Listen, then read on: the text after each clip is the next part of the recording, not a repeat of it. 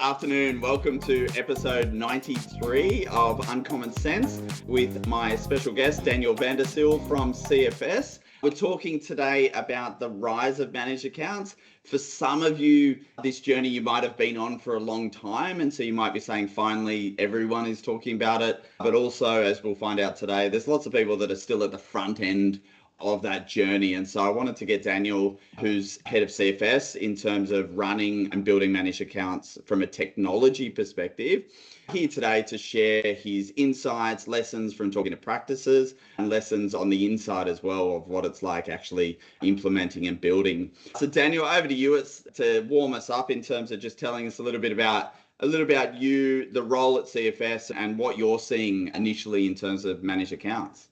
Yeah, thanks, Dean. So thanks for having me on as well for episode 93. So you're right. Yeah, I work at CFS, Director of Managed Accounts. I'm in the platform sales team over here.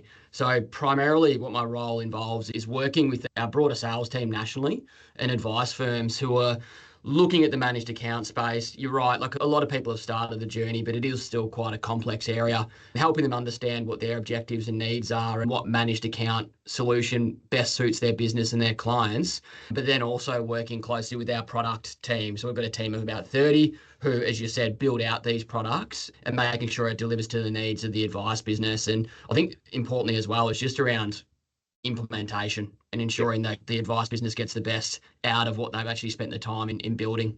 Yep, amazing. Well, we've got a few things to go through today in terms of the evolution and how practices are using it. And so the first thing that I wanted to talk to you about is this idea that there's business owners that might be financial advisors too, but there's business owners, and therefore potentially the move into managed accounts is a business decision. And then there's also financial advisors that might be employees. And then there's a whole team of staff as well. So maybe we divide those into those three categories to go through. But what's predominantly the business owner reason for opening up the conversation about managed accounts? Yeah, so it's usually what we see, it's typically the business owner that will drive the adoption or the review of managed accounts. And obviously the business owner is the one that defines the strategy and the focus of the business, and that will usually include investment philosophy. Yep.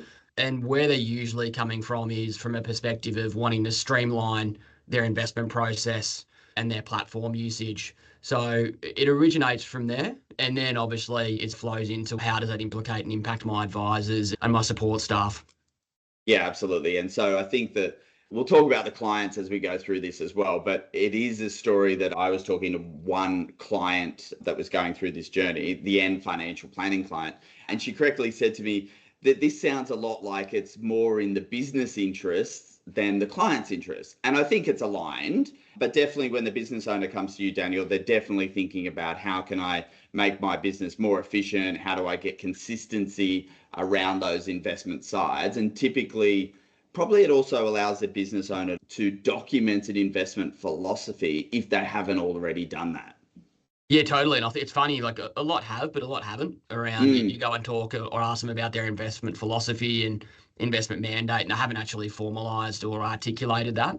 Yep. So that's a big part of the process when we're speaking to these advice businesses and business owners. I think the other piece that they're clearly looking at is through streamlining and creating a scalable proposition is growth. Obviously, there's huge growth happening for advisors in the industry now. So just looking around, how can they take advantage of that? Yeah, and you get a bit of scale through this process, which we'll go through. So put your hat on of the employee advisor. What are some of the things that they see as challenges, and how are they embracing it on the managed account side? And what lessons can we have to teach the employees around it? And you mentioned talk about it in three separate pieces around the business, the advisors and the staff, and then obviously clients will chat about. But I think we've done a really good job from a business perspective around understanding benefits, but taking that through for advisors and staff, we're still getting better at. And I think it depends on the type of advisor or employed advisor you're dealing with. If they view themselves as the investment expert and they've been close to that investment decision making and they've positioned themselves as that with the client, that's usually where you sometimes see the challenge in adopting managed accounts into a business. So it's so important for a business owner to invest the time with their advisors around understanding that, well, you're not letting go You actually evolve it. We're evolving the proposition with the new technology and new capability available to us, and you still have that ultimate control in articulating this to your clients and really driving home the point that it actually gives you more time with your existing clients to focus on what's important to them outside of the investment offer, whatever their goals are with their life and with their family. And that might be all it is. Or if the employed advisors are focused on generating growth and bringing in new clients, you get a huge amount of time back to then focus on that as well if you adopt managed accounts. So just important to make sure you spend the time with the advisors to articulate that benefit. Yeah, and so this is in corporate speak, this is like change management at the end of the day. This is a big change. And so the business owner might be making the decision to change. And then we've got to go through and educate the advisors around correctly articulating the investment philosophy without losing face, kind of thing, in terms of you're still involved in investment decisions, but it's automated in the back end. And then the support team, I think, is the bit that gets forgotten, but actually has the biggest impact, I think, Daniel. What can we tell the support team, or get us ready to tell our support team in relation to the work that has to go into this? Yeah, I think you're right. It is the one which sometimes gets forgotten about. And what's really important to face into is managed accounts can provide huge benefits to all factors of the business. But the magic number you tend to hear is that 70 to 75% of your client base needs to move into a managed account structure to realize that benefit. And face into the first 12 months, it is a challenge. And your support staff are going to be the ones that are engaging and supporting the transition. So you just need to have them involved in the journey. What we've seen typically works really well is if you're a business owner, don't just make the call and then direct the business to go and execute the managed account outcome. Involve your support staff, have them in the journey around identifying the asset consultant you want to partner with, selecting the platform you want to work with, and also having some responsibility around how they engage clients and embed it into the business. If they understand the why through that, then it's a lot easier process through that first 12 months as you transition to your new managed account proposition. Absolutely. And at the end of the day, it's a resourcing component as well, that it's an investment that the business is making in better efficiency over time, but perhaps you need an extra resource in the business or an extra outsourcing resource. I know Padua, you work closely with Padua as an example in terms of the document creation and analytics that has to go in working out on a client by client basis. That work has to be done by the practice. The advice has to be given. And so if you don't invest in maybe an extra resource, I think it's really hard for the business to be able to do all that work.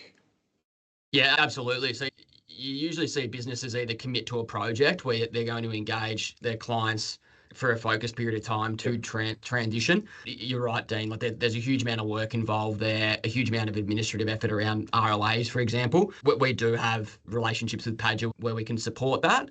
But I think that comes back to one of the benefits. Not many support staff love that sort of repetitive administrative work, trade execution, ROAs. Just making it clear to them you get through this project and you actually get to spend a lot more time on value add, whether it's engaging clients or driving growth and adding value to the business. Yep, absolutely. So let's do the final one. As the working in the sales side, what would you say and what does the team say about the client benefits at the end of the day? Yeah, so I'd have to say, look, like I said earlier, we've done a really good job about talking about the advisor benefits, and this is everyone in the industry. I don't think we've done a fantastic job at articulating the client benefits yet. And if you look at the industry, you've got about 230 billion sitting in managed accounts now. The platform industry is at about 1 trillion. At CFS, we're seeing 50 to 60 cents of every new dollar coming in going into managed accounts. So that sort of tells me advisors are confident talking to new clients about the offer, but existing clients, that's still a bit of a journey. I think it's important to note that we believe that clients expect advisors to bring new ideas to them. They don't think they'll sit with an advisor for 5 years or 10 years and what they were doing 5 or 10 years ago is the same as what makes sense for them now. And they also totally understand that life is constant change, and particularly with technology that we're seeing now, it's constantly evolving. So they're somewhat expecting you to come to them.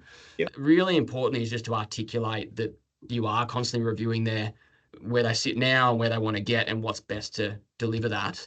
And also articulating how you've done things in the past may not be the best way to do them now. And one that resonates really well is if you actually take them through how you run investment portfolios historically, which for a lot of advisors, it's paper-based, record of advice, pick the phone up to a client and do that again for 100 times. And then the implications of that mean we wanted to make a change 3 months ago, but through the way we've used to have to do things, it's been that long since, and you've lost out on potential performance uplift. We're bothering you with a 30 or 40 page ROA document, and we're treating all clients differently. I think when you start, we're seeing with groups we've worked with, when you start having those conversations with clients, like evolution of technology and change, plus we've got improved ways to do things, they do start understanding the benefits from their perspective. Yeah, you're absolutely right. And that the one that treating all clients equally, I think, is a really important thing for business owners and advisors to reflect on, is that no client wants to be last. So you can't negative sell this, because the last client does feel like they're last, right? So we've got to be aware of that perspective. But it is a good motivation, I think, to make the change for clients, is that we want to treat all clients equally, and they should be treated equally in terms of their investments. And this is a way of being able to automate those changes without having to get the signature. But clients are still really well informed, and perhaps even better informed, I think, in terms of what they're invested in and how it's running from a client perspective. It takes it away from speaking to a client around why you move from fund A to fund B in a conversation to, and what you're seeing with managed accounts in market now, whether you've built your own private label or you're taking one off the shelf, you're getting like in detail quarterly market commentary and economic updates from the consultants. They're giving you intra-month updates on portfolio changes, plus monthly updates as well. So much more engagement and quality engagement from an investment perspective compared to what you're perhaps doing now with paper-based portfolios. Absolutely. So let's define a few things and go into the cost and structure of these things. So you've mentioned the private and the retail kind of versions of managed accounts, and then so you take us through that, and maybe also take us through just at a high level, who are all the parties involved, because there's more like businesses involved in a managed account, or there's more transparency of those businesses. They're probably always there anyway, but tell us a little bit about all these parties we need to think about. Yeah, absolutely. I'm conscious there's so many acronyms, Dean. So please just tell me, slow down and just repeat that again. So separately managed accounts, or SMAs, that they're products with a PDS, a managed investment scheme. And what you typically see in market is called a flagship SMA or an off-the-shelf. We call it signature series, where you've got a range of professional managers you can just invest into. And then you've got, just as an aside, Dean, there's also quite a trend around what we call badging. Let's say you don't perceive yourself as an investment expert, but you want to have your own client value proposition. You might brand up a flagship SMA in your own branding, but also private label, tailoring, bespoke portfolio. You are introducing new fees, and I think it's an area advisors sometimes get confused about with what's involved, who's involved, and what are the fees associated.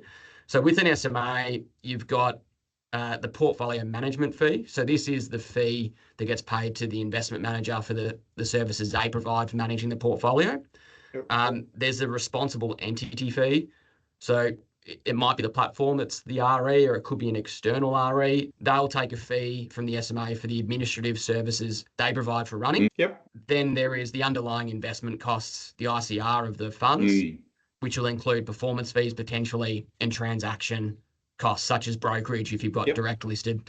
So that encompasses the total costs of a managed account. It's actually quite transparent as well. So your end investor, your core client, will see the portfolio management fee and RE fee that comes out on a regular basis, usually monthly. So that's typically all parties that are involved in a managed account structure, much more transparent than, say, a unitized fund. Correct. So you're getting in the detail. And I think that leads to a client benefit, but also client questions, is that clients now see these transactions that they never saw before. So it's also a little bit of the story of how we sell the transparency. Is transparency can get confusing for clients if we don't tell them the right story along the way. And typically, from some of the research you've done, Daniel, and you know the inside as well, the sum of the parts are often actually less than what the client is currently paying. Can you talk about why that might Yeah, be? Yeah, definitely. And you're right. Like quite often when we see advice businesses go down a managed account journey, the new portfolio, the managed account, can quite regularly be less than what the existing portfolio is. Mm. And what we see, it's driven through a couple of things. One is rebates. So what I mean by rebates is the owner of the managed account, so the firm, will potentially, and their consultant will potentially engage the fund manager to negotiate a lower fee on the fund delivered through a REIT, and then Mm-hmm. that gets administered in the SMA, the managed account structure. So quite often we actually see those rebates reduce and offset the total cost of moving to a managed account. I think the other trend we're seeing a lot of, Dean, is, and I'm sure everyone's hearing about it, like the move away from active management, like active Mm. fund management, into more passive style investment and listed ETFs. So we are seeing a big trend in managed accounts, and managed accounts being built around going down a core satellite approach. So you Yep. might be still using active funds where you think you can drive alpha, but then at the core, there's some passive allocation. And Mm. again, that brings down the total cost of the managed account. So yeah, quite often you're moving to a lower total cost outcome to the client through this journey. Yeah, absolutely. And so we know that therefore the sum of the parts is less than or equal to what they're currently paying, which obviously helps with the story, because the story is around this efficiency, but then giving clients the insight that actually we're moving to a new technology solution and therefore and a new investment execution solution as a result. And that's actually more efficient. So you don't actually have to pay more for the new versus the old. And the other thing in terms of that private label versus retail consideration that I've been thinking about, and good to Mm. get your view, is the idea that you can now start your business or be adopting the concept of a managed account, SMA, with a very small amount, almost with your first client. If you think about, we start financial planning businesses, your first client can be in this structure, which starts to give you the business efficiencies from day one. You don't actually have to wait till you've got a big business to do this work. Yeah, absolutely. Like you're seeing managed account, there's been such cost compression across like investment offerings and platform offerings in recent years. You can get like managed accounts on our platform starting from about 30 basis points in the Mm. passive space. So Yep. really cost competitive solutions. And like absolutely any advice business starting out would ask the question, where's your expertise like? Are you positioning yourself as an investment expert, or do your clients value you from the relationship and goals based advice you're giving them? And typically it's the latter. So how about you look at outsourcing to a streamlined managed account solution? Mm. That usually sits, if you're starting out, you don't have the scale to build a private label, but that's where you can take something, call it off the shelf. And as Mm. you do go on your journey, scale up your business, want to maybe create a more differentiated client value proposition, that's where opportunities around establishing a private label and transitioning to that at some point in the future can come forward. Yeah, absolutely. And that's the sort of the start with the end in mind, perhaps somewhat, is that as long as you're choosing, is your investment strategies consistent and your product selection or product wrap account is consistent, you'll almost be able to roll into that private label at a certain point in time in the future with no CGT or transaction costs or anything like that, because the kind of the assets don't change at the client level. It's only the control over the top.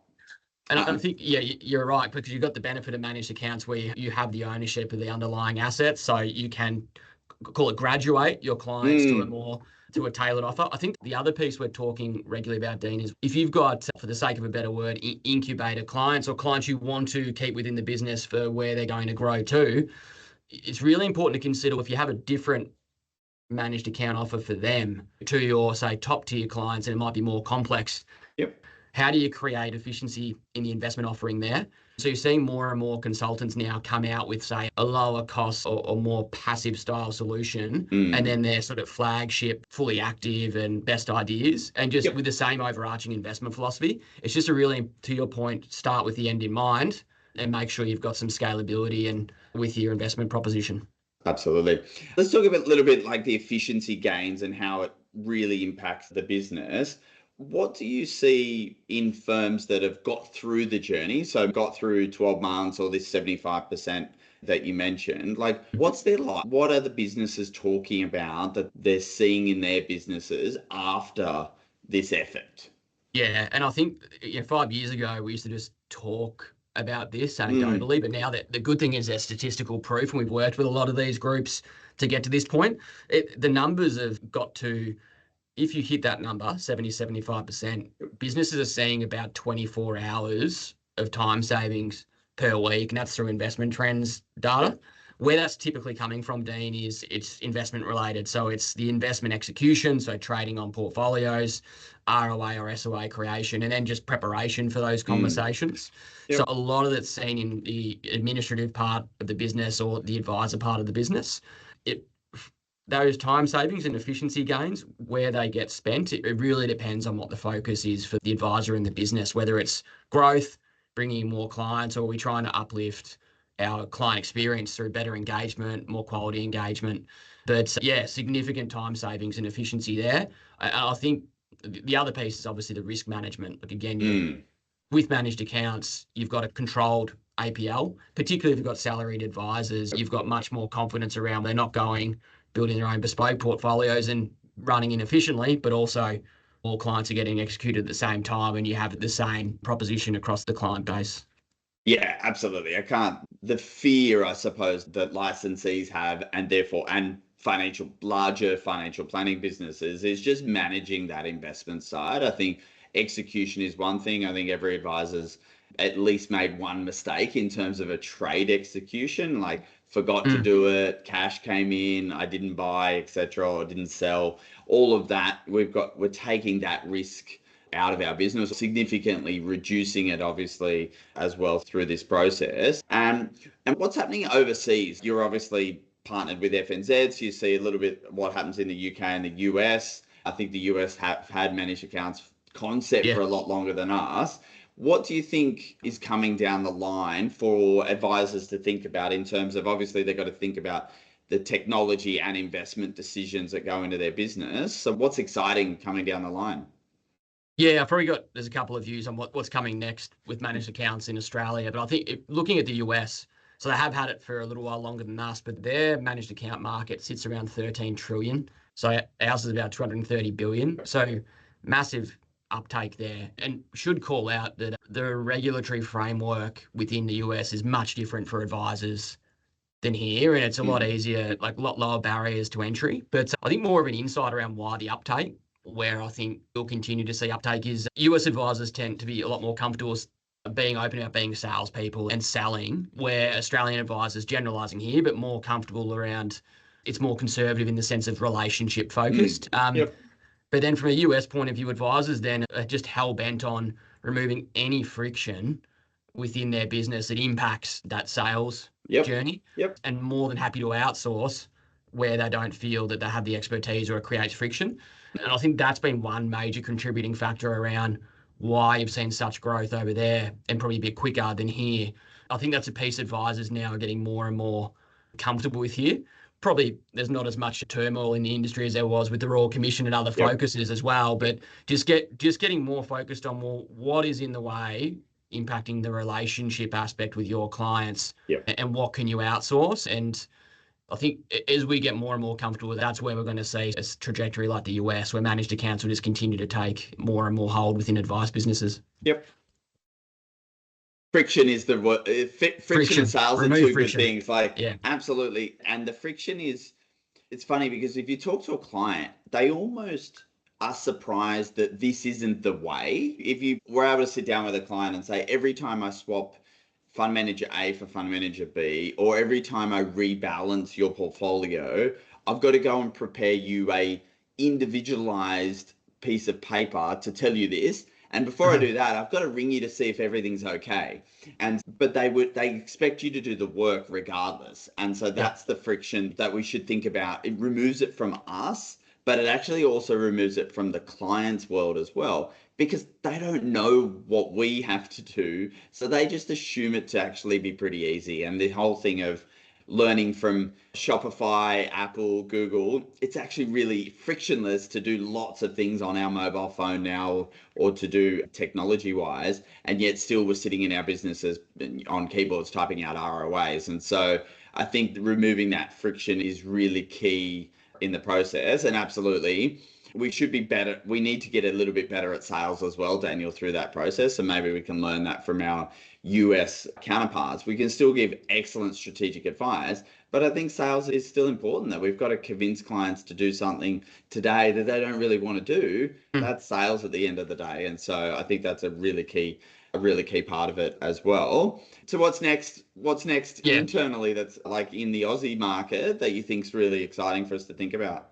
Yeah, so there's a couple of things. Technology continues to improve, and I think from a platform point of view, the trade execution is going to be a focus. For example, like fractional trading will be a big one. I think when that comes on platforms, it's not sitting on many at the moment. It just allows much better execution. I think sometimes advisors just associate that with the international listed because of the company prices, but it is so important for Aussie equity trading as well to make sure you are actually aligned with the proposed portfolio and getting less drag. So we're looking closely at that, and that will be something which I think drives more use of international direct SMAs plus listed again, like the original benefit of managed accounts, so direct legal ownership for the company. Direct Aussie equity fractional ownership, essentially. Yeah, exactly. Yeah, and just better performance outcomes given you're not getting the drag. I think I've talked about sort of advisors getting more comfortable around talking to existing clients and of moving towards a managed account. What we're seeing with groups that have gone through that already, they're looking at how, with the extra time and the focus potentially on bringing in new clients and potentially in the high net worth space, how do I differentiate my proposition again for a select group of clients? And the big trend everyone's hearing is in the alternative space. I think we're going to see more professionally managed private asset solutions coming into the market, that managed accounts and unit trust structures, and a lot more advisors looking to diversify portfolios away from the original to whole private market solutions. And typically that's been hard, Daniel, because of the trustee requirements on liquidity impact an advisor's ability to put those assets into a managed account. Exactly. If any advisor's gone through it, if you've had a monthly price fund in your managed account, you've probably faced some frustrations with that because it can lock up the trading. What we're seeing is platforms may set up a separate scheme to have less liquidity, and it's run as a sleeve or a separate asset to give some diversification and uniqueness for advice businesses. And we're seeing a growing trend in that space. Excellent. And so the last question I have, just in terms of the concept of managed discretionary accounts and then SMAs. Yeah. They're the two buzzwords. What would you say is the reason why people would have like a MDA and then a managed account underneath it, or is that doubling up? Just talk to us a little bit about that, because I find it interesting. Yeah, it is an interesting space, and this would be my personal view on it. I think they both have a space. SMAs are a fantastic way to deliver professional investment scalably to a larger client base. I think the MDA is really powerful when you want to start running some more bespoke portfolios, IMAs, or individually managed accounts. I think there's absolutely going to be a place moving forward where there's businesses that have an MDA, and part of the portfolio is an SMA. The SMA sits at the core. And then, to be honest, probably talking about the private assets as an example or alternatives, you've got satellite assets that sit around the SMA, and then you manage that with the MDA license. I think that there's some third-party providers out there as well in the MDA space that can provide a lot of rigor around how you run that. But I think SMAs will continue to be the vast majority of use. I think about 80% of flows go into that structure. But I think, pretty back to my view of, as advice businesses have gone through the managed account or SMA journey and they have more time and they want to deliver a unique solution to the high net worth market, that's where I think MDAs can play a really valuable part. Yeah, spectacular. Okay, that's been amazing, Daniel. Just give everyone a great insight into the journey into managed accounts. You get the last closing question for yourself in terms of anything else that we haven't spoken about that you think is really important for advice practice owners to be aware of. Okay, it's a good question. I'd say if you're starting, we talked about starting out. I think starting with the end in mind is really important. I think it's been a really tough time in regards to Royal Commission and change within the industry, but we're advisors in a really good position now around less advice numbers, aging population, intergenerational transfer. Advisors I speak to, they have no issues bringing clients in the door.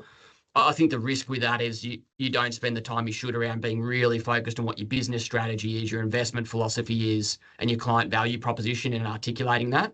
I think just what I'd say in short, although it's a bit of a long-winded answer to you, Dean, spend the time on articulating that really clearly, and then make sure you partner with the right platforms and investment manager to deliver that as you're starting out, because prevent challenges in the future as you scale up and grow. Just stressing, although we're in a good environment, just spend the time on the business to make sure you're delivering to your client value proposition. Indeed, absolutely. So thank you, Daniel. That was episode 93 of Uncommon Sense. Thank you to everyone who has listened live and your comments along the way. And for those that listen afterwards, enjoy your afternoon. Thanks very much. Cheers. Thanks, Daniel. Cheers, Dean. Thanks.